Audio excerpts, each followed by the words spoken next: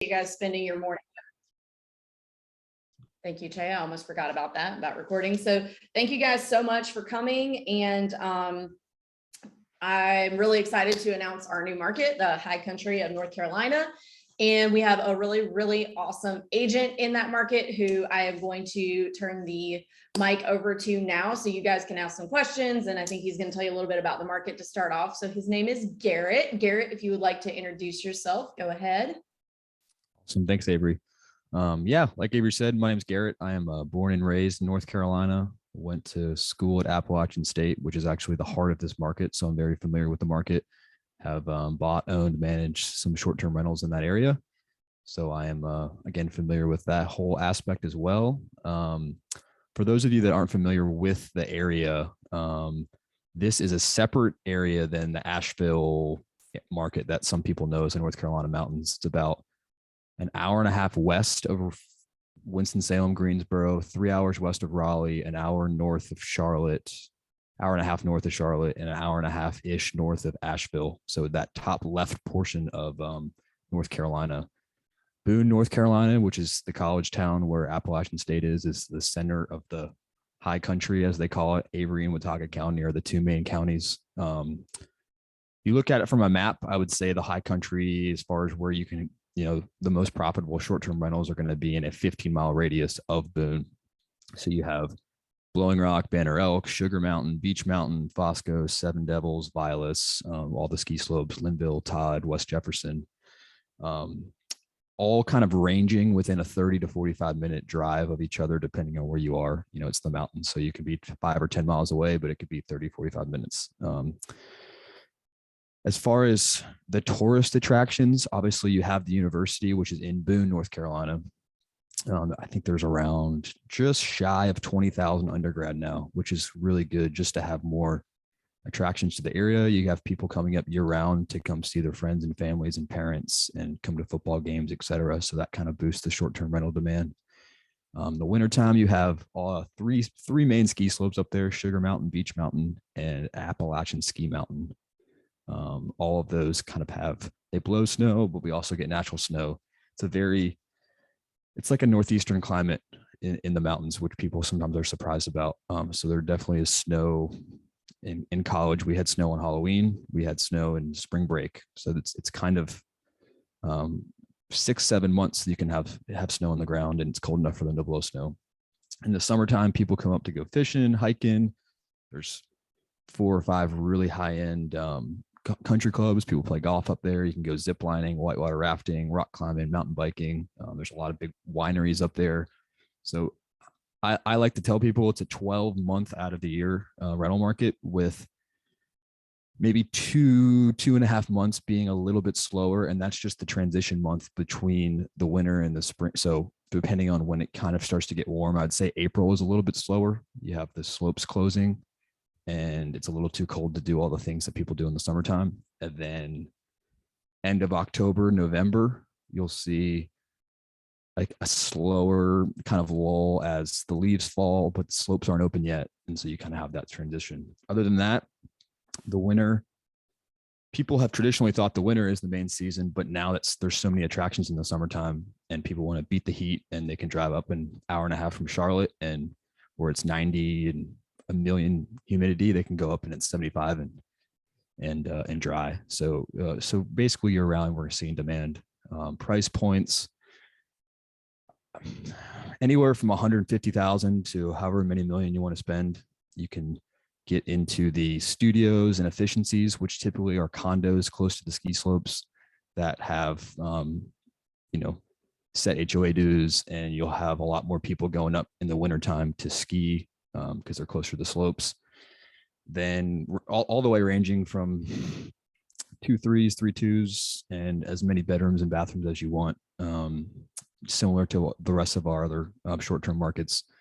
It's hard to kind of really put them in a box as far as price points, because as most of you know, in the mountains, there's not really any 2 lots that are alike. So you'll see one house that looks the same on paper, but you get there and it has an amazing view, or doesn't, or it's in a certain area, which is, if you're not familiar with the area, which is why, I'm here to kind of guide you to what is the nicer areas and counties and why you might see a property worth more or worth less, or something that on paper doesn't really look, doesn't make sense.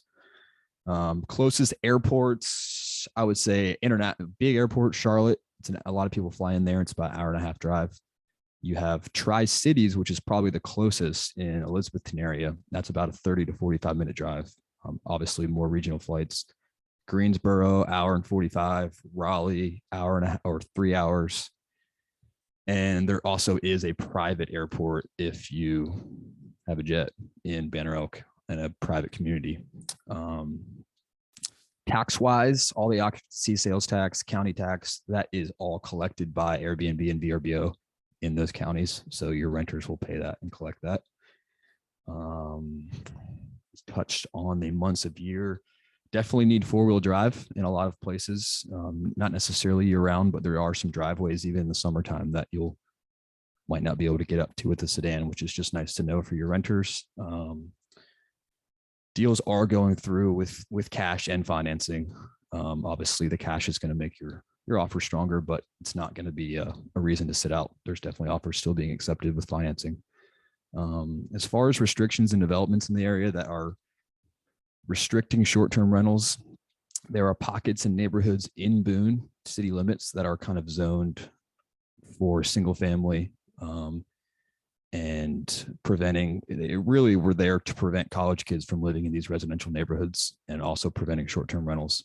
So that's something to look out for, as well as Blowing Rock, which is another, not a complete stay away, but there definitely is some pushback from the local communities and the locals living there of wanting to restrict short-term rentals. So that is an area of town that you would definitely want to tread lightly in. The other thing that I have down is there is the North Carolina law that when you buy short-term rentals or when you buy real estate, you have to honor the current listings, the current short-term listings that the seller has. Now, while it is a law, I have found that most sellers you can negotiate that in the contract. So most sellers are pretty flexible in, canceling those and starting fresh. So that's not necessarily a deal breaker, but yeah, if anybody has any questions, I'm sure I'll have an answer for them. I think that's kind of all I have as far as an intro, Avery. Okay, cool. So guys, if you can use the hand raise function so we can kind of keep this a little bit organized, but I know some of you are like maybe at work and things like that. So you might need to use the chat box. So chat box is great too. So we'll start with the hand raisers and Garrett will answer those. And then I'll pick a few out of the chat box after that to try and keep things organized.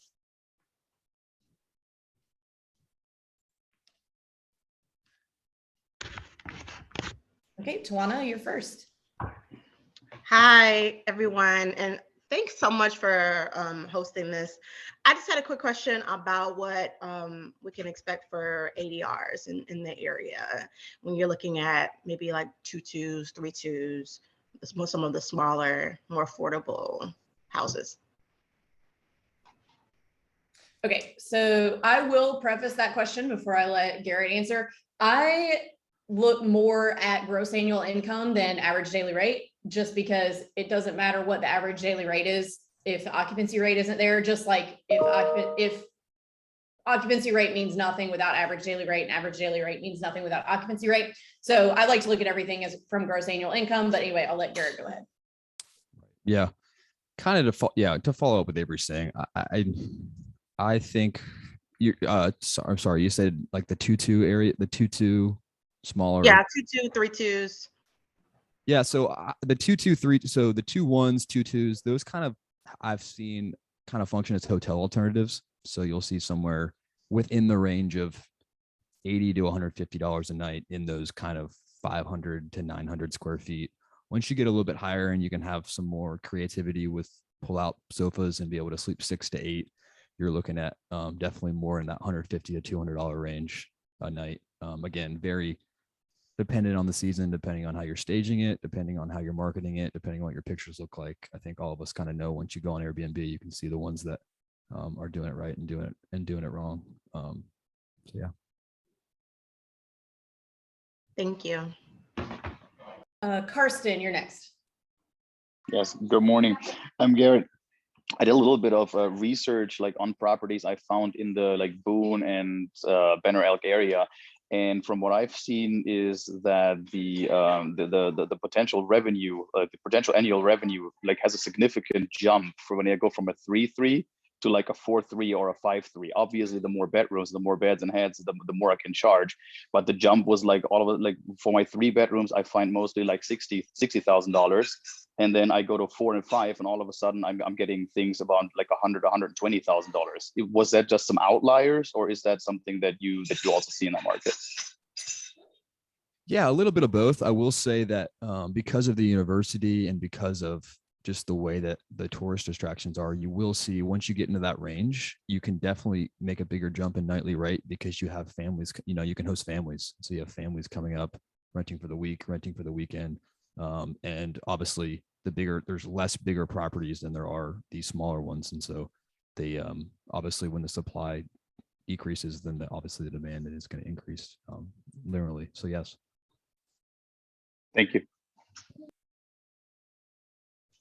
Cassie.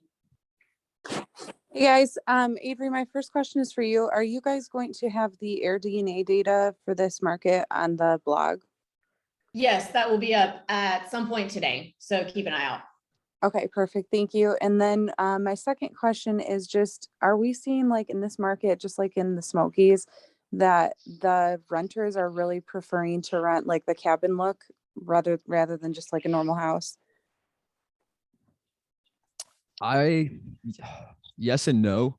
I definitely think that there are a lot more variety of houses in this area, and so people aren't as picky. I will say that there's a lot of really good long range views in the high country, and so people kind of favor those. They don't mind staying in a condo, even if it's not a cabin, but they have a really cool view. So people like views. People also like, there's a lot of kind of A-frame style chalet, European style homes that people are building up, and tiny homes. And so yes, but also I think just overall kind of creative mountain style houses that you'll see, not just the cabin, log cabins. Okay, thanks. Okay, no more hands raised, so we'll start with a few in the chat. Let's see. Sorry, just scrolling down. Okay, I'll answer this mortgage shop question out loud. So the mortgage shop application for conventional license is in and has been for several weeks. So it could go live anytime, meaning we can do the 10% down vacation home loan sometime in the very near future. However, until then, we are able to do the 15% down DSCR loans in North Carolina at the moment. So keep that in mind. All right, Garrett. Can you repeat the areas that are not STR friendly in that market? Right. So Blowing Rock, I would stay away from. And anything in the city limits that's zoned R1, which is no more than 2 unrelated people. And that is typically in the Boone area, which is in Watauga County. Cool. Are we seeing offers having to go over asking with appraisal gaps, or is it a little less competitive than what we're seeing in some other markets? Like, is everything multiple offers and appraisal gaps? Yes. Cool. Yeah, just like everywhere. Sorry, guys. We did not find a unicorn on that front. I obviously the only exception if something's been on the market and it's been overpriced for so long, then you might pay asking, which is over what it should have been priced originally. Cool. Well, how about occupancy rates? What are they looking like? Guys, occupancy rates are going to vary by how large the property is. So, and also keep in mind that occupancy rate means nothing without average daily rate. So, I mean, if it's got 100% occupancy rate, but you're only able to get $50 a night, that's not good. So again, you want to stick to analyzing based on gross annual income, but go ahead with the occupancy rates, Karen. Right. Yep. All that being said, I would say if you're priced, whatever your median price, if you're priced right in the right range, I would say for these 2.2s, kind of what we touched on earlier, these smaller properties, anywhere from 65 to 75% occupancy, maybe even higher. That's kind of a conservative estimate. And then maybe closer to mid to high 60s with some of these big properties that people are renting for the week or not necessarily staying for 2 nights. That also is dependent on how much you want to set your minimum. If you want to have 2-night minimums, if you want people in and out. that can kind of, some people don't have these weird gaps throughout the month, and sometimes people don't. So yeah. And guys, the AirDNA sheets will be on the blog section of the shorttermshop.com later today, and you'll be able to really dig into those numbers. Can you talk about the property taxes in North Carolina and maybe some insurance? I mean, I don't know if we're going to have insurance numbers, but definitely what the property taxes are like. Yes. I'm trying to think if I can upload this. I have all the Watauga County tax rates. I'm looking at them right now.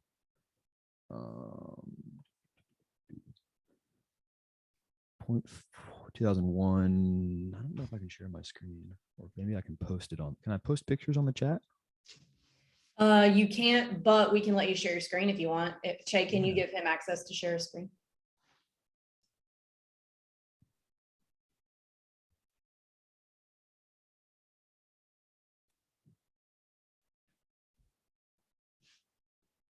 I don't know if you guys can see that. Maybe, yeah. Yep. So here is, let's kind of make this full screen. Here we go. This is just kind of the rough rates for the last 10 years in Watauga County, which kind of gives you a rough estimate. Cool. So if you can post that link in the chat, Garrett, so that they can check that out. We have a few hands raised. So we'll start with Emily. Hi, so you talked a little bit about views being more important than necessarily something being like single family style versus condo. Are there other kind of non-negotiables that you would say, like you're just not interested in a property if it doesn't have, you know, X? Yeah, great question. I would say the only kind of red flags would just kind of be a geographic location. So the farther you get out past, you know, you start getting into Elk Park or Roan Mountain or the Tennessee border, then people are going to be less inclined because it's a farther drive into these areas. The view, obviously people love views. They also kind of love privacy. So you can have a really cool, you know, A-frame home that's kind of on a cool lot and it has a cool fire pit, and it might be by a river, or it might be by, it doesn't necessarily have to be a view, but people definitely love the kind of privacy and location. The view, I will say the views are going to be, there's only going to be certain areas, you know, obviously on top of Beach and on top of Sugar are going to be the higher views. A lot of times those might be the condos that are built on top of these higher mountains. And so you'll find a lot more single family homes that don't necessarily have a, you know, breathtaking view, but it's not going to, it's not going to shy people away if it's staged properly and it's in the right, you know, the decors of this century. There's a lot of the current short-term rentals now are, you know, similar to the Smokies, are managed by some really old school property managers that aren't doing it right. And the carpet's still green in a lot of these condos that are built in the 70s and 80s. And so you can really have a competitive advantage if you're, you know, going in. That's the other thing. If you're willing to kind of go in and not do some crazy rehab, but to kind of, a lot of these properties are, need just a little bit of updating to get what you need. So whenever you're doing your underwriting, just kind of taking that into consideration. Great. All right, thanks. Karsten, you got another question? Yeah, actually forgot that earlier. I am currently in North Carolina and not too far away. And Garrett, I was wondering if it's possible to come visit the market and meet in person and maybe look at a property or two. I'm aware that if we find the right property, it's most likely something where we have to put in an offer sight unseen. But so we are at the moment in the western, like North Carolina area, Smokies, but we have been looking at the high country for quite some time. So is it possible for us to meet sometime this week? Yeah. Well, we can touch base offline, and I'll give you my contact info, or Avery, I think, just post in the chat, so we can touch base and definitely set something up. All right, cool. Eric. Hey, thanks, guys. I'm closing on a property right now in Banner Elk, and I'm wondering what your recommendations are for. You talked about North Carolina law and honoring current bookings with the home. So this is an active Airbnb that has bookings, and we're still trying to figure out how we want to transfer those bookings. In your opinion, what's the best way to do that when you're purchasing an active Airbnb? Yeah, that's going to be, I'm sure you've been in relation, or your agent has been in kind of touch with the current seller. It's really going to be dependent on how willing the seller is able to, honor those or not honor those. I know there's sometimes some cancellation policies. So if the seller doesn't want to lose their superhost or whatever status by canceling their current reservations. The other thing, I mean, the worst case scenario is you might have to just honor what they have and transfer them over. I know it gets kind of sticky as far as managing it because they manage it through somebody else, but unfortunately the law is that you have to honor those if the seller wants to keep them. Although there's not really usually a motivation for the seller to keep them because it's not like they're still getting the income. So that's something that you would just kind of have to talk to the listing agent and see how, motivated or what the intentions are of the current seller. I can speak to this a little bit too. Airbnb does not have a mechanism to transfer bookings from one host to another. What some clients of mine have done before is the seller has allowed them to become co-hosts on the current Airbnb listing, and that way the guests don't get disturbed, but the buyer still has the access to communication and so forth. And that's kind of the smoothest way to do it, but obviously requires the cooperation of the seller. You need to determine how the money is getting from Airbnb to you. And so, yeah, I would say definitely just talk with your agent about what your options are there, but Airbnb does not make it easy. If it's Vrbo, they actually can transfer bookings or even listings if the seller consents. So that's easier, but Airbnb does not make that simple. Thank you. Cool. Jill, your turn. Hi, good morning. I don't know if you mentioned this in the beginning about the surrounding towns of Asheville. Is that an area that you guys work on, or you don't recommend, or you do recommend? So how far is that from the high country, Garrett? That's like over It's about an hour and a half. Okay. I don't know that area that well. It's not, no, to answer your question, no, it's not in the kind of market discussions that we're talking now. I do know people that own property in that area, but I'm not too familiar with it. Black Mountain, Nashville, there is kind of a demand, but it's not what we're focusing on here. And we are working on getting an agent in that area. So like the Maggie Valley, Bryson City, like Southern North Carolina area.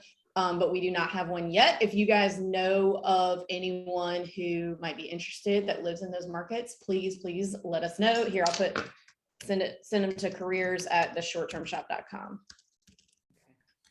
Yeah, I know somebody comment that Asheville has a lot of restrictions. I know that, but I was more like the outskirts. Thank you. You are welcome. Georgia.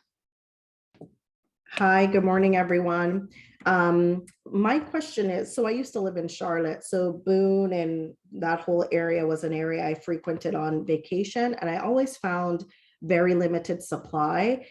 Garrett, could you just speak high level to what the supply looks like now? Is the opportunity greater with new builds, or are you finding that there are a lot of existing rentals that are being turned and being sold? What does that look like right now?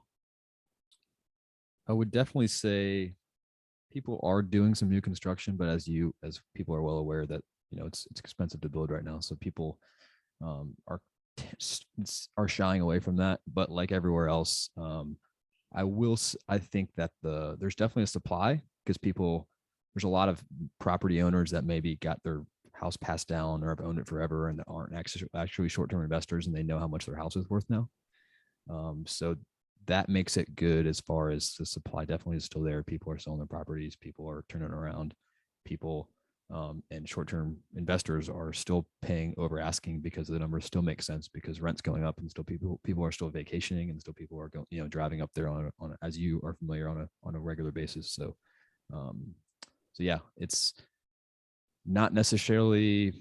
not everything's going under contract in 5 hours, but if you have the right property in less than a week, they're going to be gone. And I'm still getting notifications almost every day of new listings on the market. Okay, great. Okay, thank you. You're welcome. Cassie. Hey, one more question. I know in the Smokies, it seems like there's a really strong market for like all the cleaners, handymen, like runners, like there's all kinds of support people locally who are in place and like familiar with working with remote property owners. Is it the same in High Country? Yeah, it definitely is. It's definitely there's a lot of independent cleaners up there that are good, really reliable and trustable, and just like every other market, there's enough short-term rentals. It's kind of been the tourist attraction in Avery and Watauga County for the last 50 years, and so there's definitely people up there that are constantly available for you. Great. I'm Rhett. also looking at Sharon Kim's question in the about condo HOAs and whether they are changing. Great question. Yes, they are. That is something to just look out for. There's definitely a couple complexes that might say you have to use, our property manager. It's not set in stone, but it's just something to look at in the disclosures when you're looking at certain condos. Awesome. Rhett, your turn.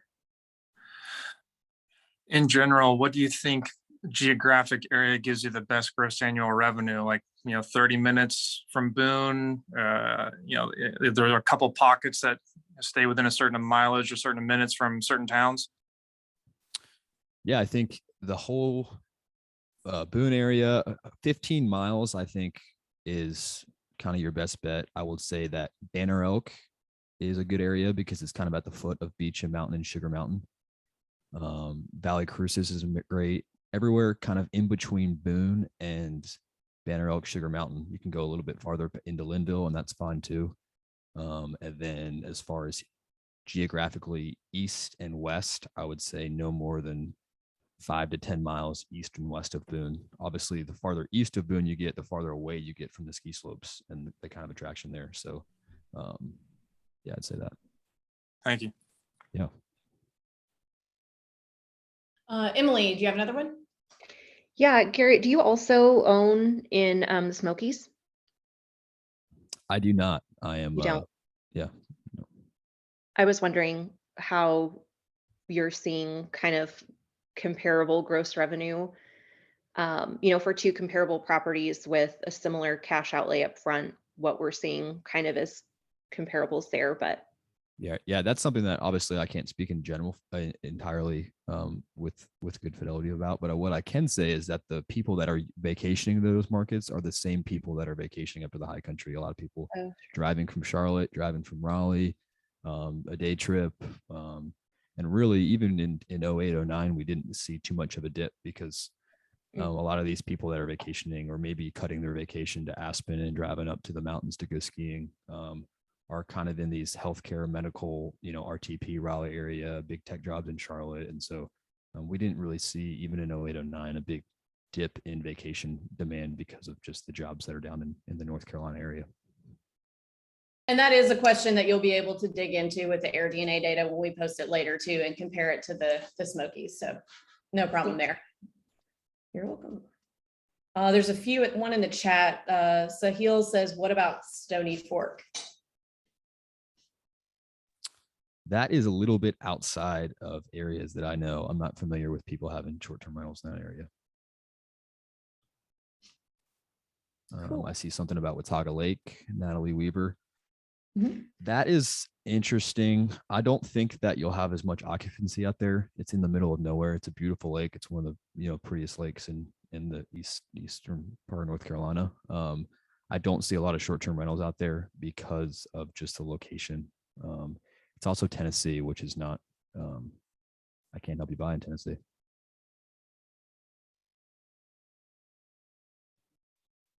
Cool. Cassie, do you have another question or did you forget to put your hand down? Totally cool. We got plenty of time. So all the questions in the world. Forgot to put my hand down. Sorry. Emily, you too? Yeah, sorry about that. Okay, no problem, no problem. Jamie, Maggie Valley is in that southern North Carolina area that we should have an agent in, hopefully in the next month or two. We are hiring. We've got a few kind of on deck, but no hires have been made yet. In that'll be like the southern North Carolina, like from Maggie Valley to Bryson City areas.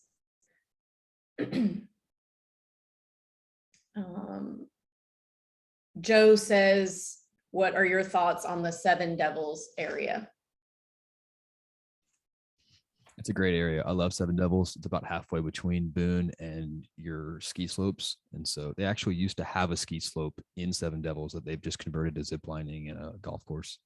It is a good area, and it's on the side of Grandfather that you get cool views of Grandfather. So yeah, great area. Can you expand a little bit on the R1 restrictions in Boone? Right. So yeah, that is a zoning law that actually was created as to prohibit brothels in North Carolina. And they've kept it as basically the law is you can't have more than 2 unrelated people living in a house. It's helped. There's not even sorority and fraternity houses in Boone because of that. They have different restrictions and know how to do that. So it's just a zoning that basically says, it needs to be single family. And so usually those, and as well as far as a short-term thing, those are going to be prohibit short-term rentals as far along with that. Cool. Danielle has her hand up. Hey, so I was curious. I need to do a 1031 exchange, and I'm running into the challenge of, appraisal gaps and realtors telling me I probably won't be able to go under contract unless the house is already sold. Is the market as would the market be a challenge in North Carolina for something like that? So your subject property is not sold yet? No, I'm trying to not make it so stressful for myself. Yeah. That's going to be pretty difficult, like just across the board, the way the real estate market is across the country right now, that if it's a situation where there's going to be multiple offers, they're going to want to see at least that your property is through contingencies, because they don't want to accept an offer and then it fall out because your other one fell out. So I wish I could tell you there was a way to make it less stressful. But I mean, if you can just show like, hey, we're through the inspection period, at least that is helpful. But yeah, and the other thing that I would recommend too, it might not apply in your situation, but a reverse 1031 exchange. If you know that your house, if you know your house is going to sell within 3 months, then you can set up a reverse 1031 so you can buy the house first, depending on your financial situation, and then have 3 months to sell your current property. Okay. Georgia, what's up? And I apologize if I missed this earlier, but do we have a list of the areas that are STR friendly? I know we talked about the areas that are not, but do we have the areas that are friendly? So Yeah, short-term. everywhere but Blowing Rock. Oh, okay. And the R1 zoning neighborhoods in Boone, which are Okay. just kind of close to downtown, and I'm familiar with what those areas are. Everywhere Okay. else is, yeah. I mean, the majority of the the area's income comes from tourism, so there's not really too many restrictions as far as the rest of the area. Got it. Okay, great. Thank you. Oh, great question in the chat about the different. So before I let him ask that question or answer that question, in most of the states that we operate in, there is only a refundable earnest money deposit that if you terminate due to the inspection or the financing contingencies, then you get your earnest money back. North Carolina works a little bit different, and I know it can also be a little bit different market to market within the state. So Garrett, can you talk about that other deposit that is required in North Carolina? Yeah, I'm a little unfamiliar with what you're asking. Just due diligence money? Yeah, the due diligence money. Okay, yeah. There is so your earnest money, obviously you're going to get back if you set your due diligence period. You're going to get that back if you want to back out before that's over. Due diligence money is basically you're not getting it back regardless, and it makes your offer stronger because it adds a little bit of say I put $1,000 down in due diligence and want to back out, well, the seller gets my $1,000 and I lose it. So it adds a little bit of commitment. If you really want a property, you can put a lot of due diligence down, and that seller you're basically paying the seller to take it off the market for however long the due diligence period is. And is that Typically right now, required? it's not required. When I bought property 3 years ago, that I didn't even put any due diligence down, and I put 500 of earnest money. Now you're definitely going to want to put some stuff down, just because you're dealing with multiple offers, and if someone's getting multiple offers, they want some due diligence and some people to have some skin in the game. Cool. So you don't have to do that, but if it's multiple offers, you can certainly do that to sweeten the deal. And sorry, I didn't mention, the due diligence also goes towards the purchase price of your house and whatever your down payment is. So if you don't back out, it's not like just a separate fee. It's going towards your purchase price. Great. How long is the typical due diligence period in that market? I would say usually people like to have the appraisers and all their inspections come out before the due diligence period, so they can back out if they want. And typically, just even for a lender to order an appraisal is 2.5 weeks. So typically it's between 2 and 3 weeks. But by the day you go under contract to the day that you are your due diligence ends.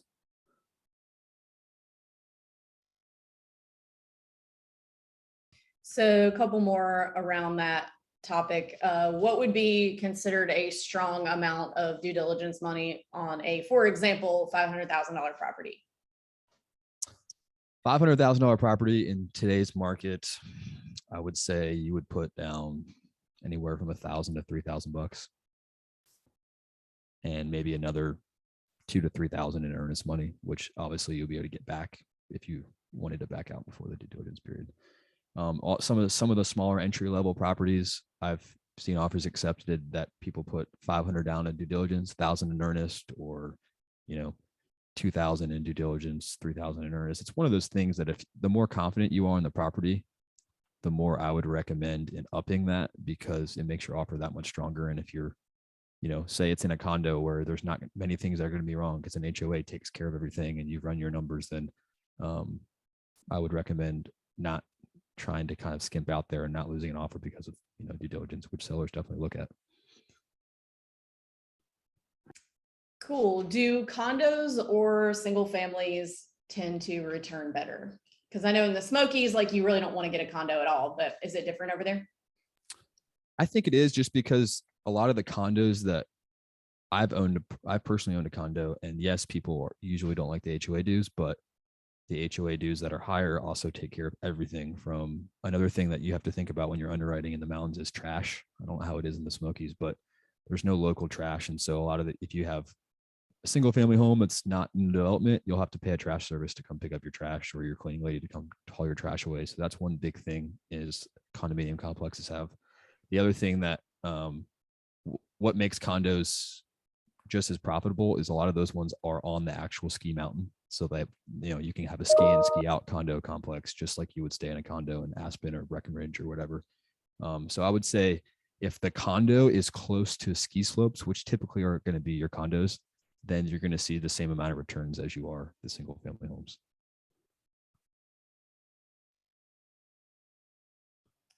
Cool. Tawana has a question.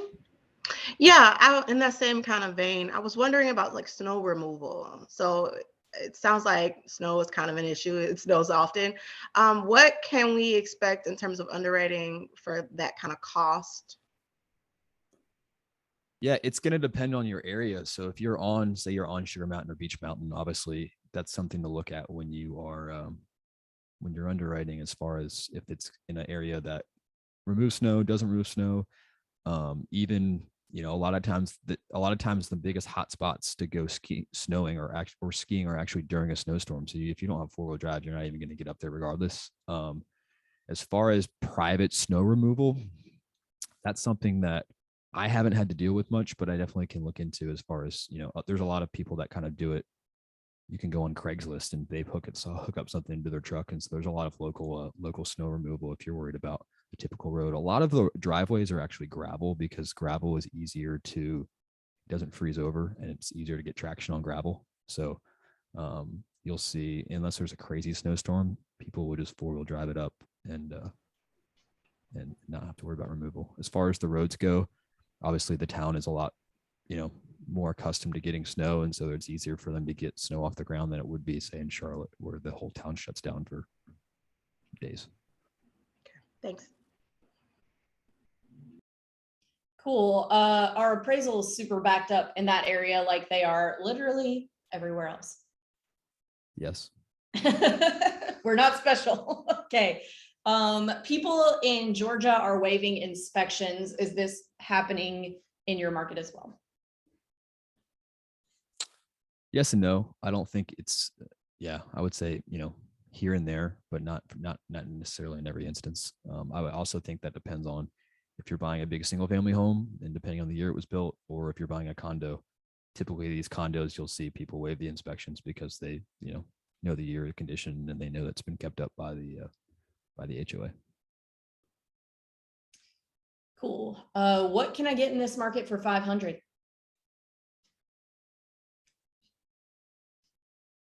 Uh-oh, you lost you. You're just muted, no problem. Sorry, I'm muted. Yeah, I'm back.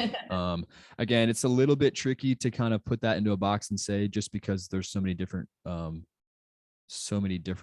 ranges, but typically I'd say anywhere from 1,100 to 1,700, 1,600 square feet. Obviously that's going to depend up and down based on your location and your view. I would say you could be looking at 3 to 4 bedrooms in the 2 to 3 bath range. And again, depending on the location, anywhere from 1,300 to 2,000 square feet in that range. Cool.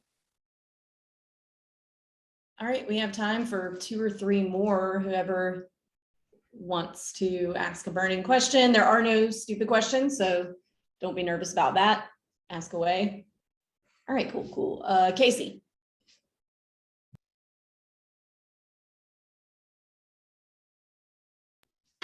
I think you might be stuck on mute, Casey. Is that me? Yes, there you go. Okay. I have a question. So I live in California, and when we vacation, well, personally, we like to go and be in town, like wine country. We want to be in town, like Los Olivos or whatever. Are there areas out there where people want to be in town rather than off? I know you mentioned condos, ski in, ski out, but are there any areas that are like that where people want to be in a house in a town where they can just get up in the morning and walk out and go get their coffee and have happy hour at night and just roll into their house at night? Yeah, good question. I would say, so Boone is going to be your biggest town for that. That being said, there are, a lot of restrictions right around downtown Boone. Okay. You can get some, if you're in any of these areas we're talking about, it can be no more than 10 minutes drive into downtown. If you want to get out as far as in town, Beach Mountain is actually almost a separate little town. It takes you 15, 20 minutes just to drive up to beach. And that's going to have, your small town ski town vibe. And then Banner Elk is going to be your second biggest kind of, you can walk downtown. And yes, there are a lot of short-term rentals in downtown Banner Elk that are on the foot, kind of at the bottom of the ski slope. So you can drive up there. But then also if you want to, walk to dinner, walk to a coffee shop in the morning, Banner Elk is going to be your kind of Banner Elk, Beach Mountain are going to be your 2 kind of areas, places and towns to do that. And there are some cute little places in those towns. Correct. Yeah, a lot of good restaurants. There's a lot of good wineries up there that people go up to and in the summertime. Okay, great. Thank you. Yeah. Oh wait, Karsten, you confused me. You had your hand up and then you went away. It was like I was going to ask about Banner Elk, and I think I got the question just answered. So thank you. Okay, cool. Can you list your top 3 areas in the order you would want to invest? 500,000 as an example. Again, it's really hard just because I wouldn't say top 3 areas. I think that you could make with 500,000, you can make that work in, most of the market up there. But I would say your Banner Elk, Linville, Beach Mountain, Sugar Mountain area, Valley Cruces area. So if you're looking at a map, it would kind of be everywhere a little bit south and southwest of Boone. That's what I would say. Depending on how much cash you want, or you could buy a couple condos, depending on how much cash you wanted to put down. You could buy, 3 condos on top of Sugar, or buy Beach Mountain that could give you more returns. So it kind of depends on what strategy you want to go, or if you want to buy a bigger house. Cool. Do you see year-round demand in beach, or is it more focused on winter ski season? I would say yes, year-round demand, kind of what I was touched on earlier. You'll see more if you were on my properties that I owned were on Sugar Mountain. There was definitely 12-month demand, but it's just a different reason that people go up there. So on Beach Mountain, for example, you will see a bigger demand in the wintertime because it's on the ski slopes, but in the summer times they change the ski slopes to mountain biking lifts, and it's one of the best places to mountain bike on the East Coast. And they have the national championships of college biking there. They have a Frisbee golf course up there. There's an actual golf course, and so there's plenty of stuff to do. You can take a lift up to the top of Beach Mountain and do yoga in the mornings in the summertime. So there's definitely, the town does not shut down, and it definitely is still popular all year round. Awesome. Tawana, did you have another one, or did you just not put your hand down? Sorry. Nope. Oh, no worries. Mountain biking downhill gives me anxiety to even think about. Are ski condos getting higher rates in the winter versus summer, even though it doesn't shut down? Is there one better than the other?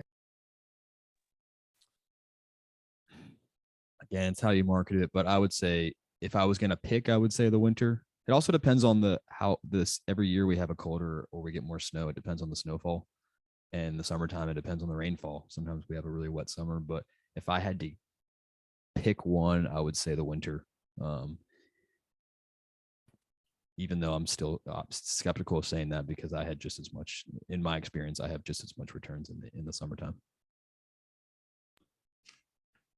Awesome. Anybody else have any questions? Want to raise your hand? I'm going to make sure that we're respectful of you guys' time and give you the most we can. We have 9 minutes left, but if you don't have any other ones, then I see another question in the chat. Furnished properties. Yes, typically the smaller condos and single family homes, they will sell furnished. That being said, sometimes they're so outdated that it would probably be easier just to get them out and not have it. And that's something that is on a case-by-case basis. But you will see some properties, yes, that are sold furnished.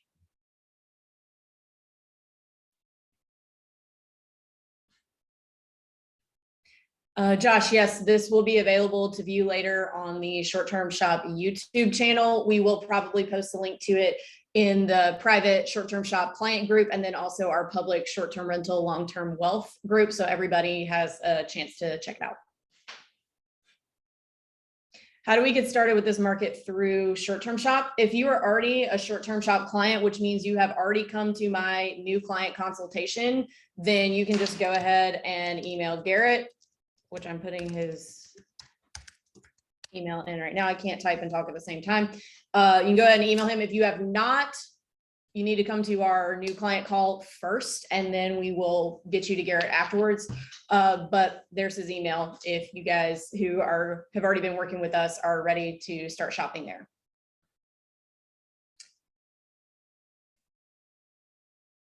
Cool. Well, thank you guys so much for coming. It was great to see you on a Massive Action Monday morning, and hit us up, Garrett at theshorttermshop.com for properties in his market, or if you need to come to a new client consultation call, it's www.stsconsultation.com. And we look forward to helping you guys. Thanks so much for coming. Good to see you. Thank you, guys. Thanks, guys. Bye. Thank you.